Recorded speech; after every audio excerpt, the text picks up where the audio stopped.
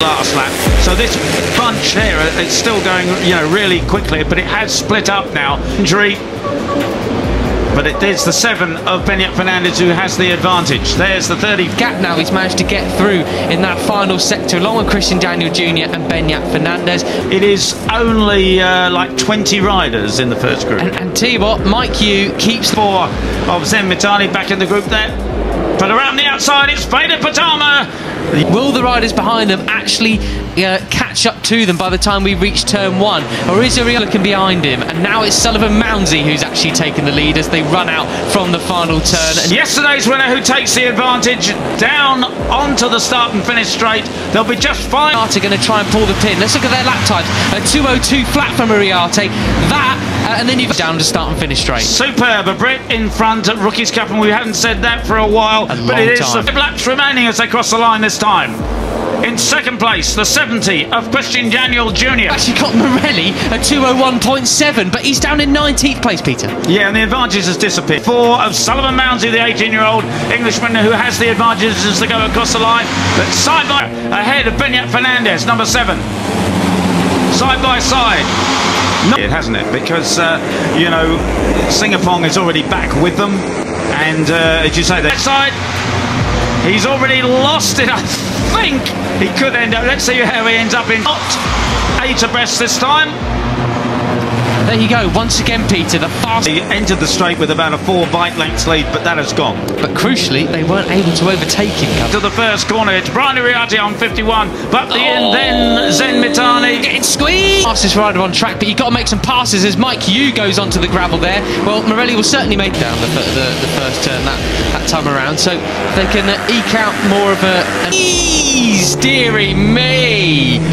It was very, very close in there. Well, pass there because he goes up the inside of him. He's alongside David Gonzalez, now yesterday's second place finish. Advantage in the 3rd and 4th sector again, perhaps. He can start to try and make a break. Isn't it? So Uriarte from Mitani then. And you've got Mounsey still managed to... Back of that group, he's learning a lot, running a faster pace than I've seen him all season. Brilliant, brilliant. Right, so that is the 7 of Beñat Fernandez, the 17-year-old Spaniard, the winner of race 2 in Le Mans. Slot 3rd, so well defended, Sully.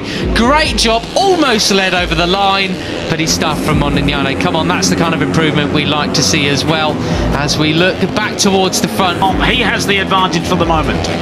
70. Christian Daniel Jr., the American 16. Still maintains that 3rd position now.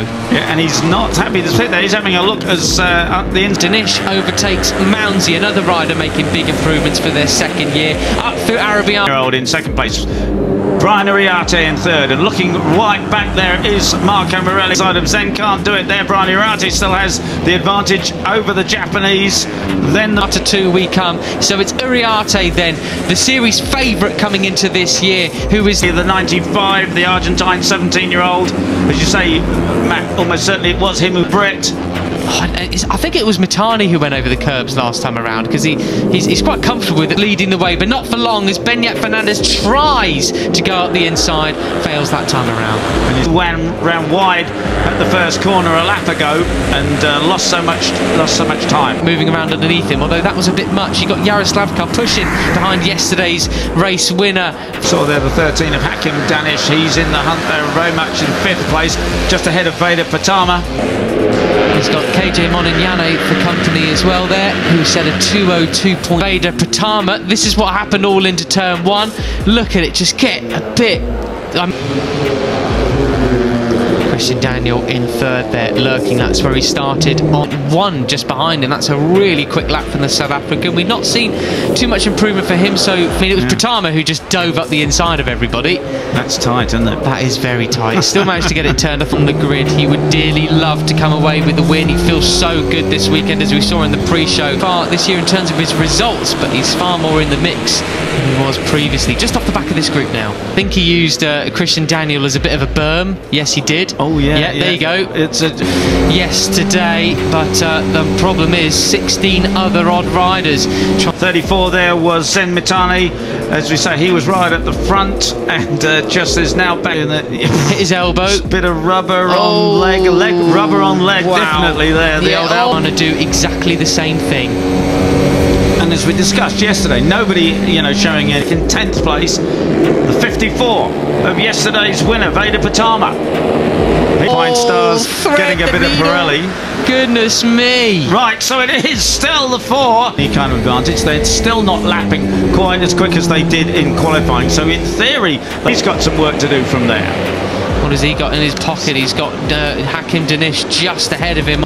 Sullivan Mounsey out front, absolutely brilliant stuff. He has the slightest advantage over the 34. They can go quicker, but absolutely impossible so far for anyone to break away. Let's see if on the track, the Malaysian, our series leader by 23 points. Zen Mitani, the 18-year-old Japanese. Go on, Sully. Who's that wide round the outside? That was Mike Yu. Uriarte can do it. He's a little bit further ahead of the 70 of Christian Daniel Jr.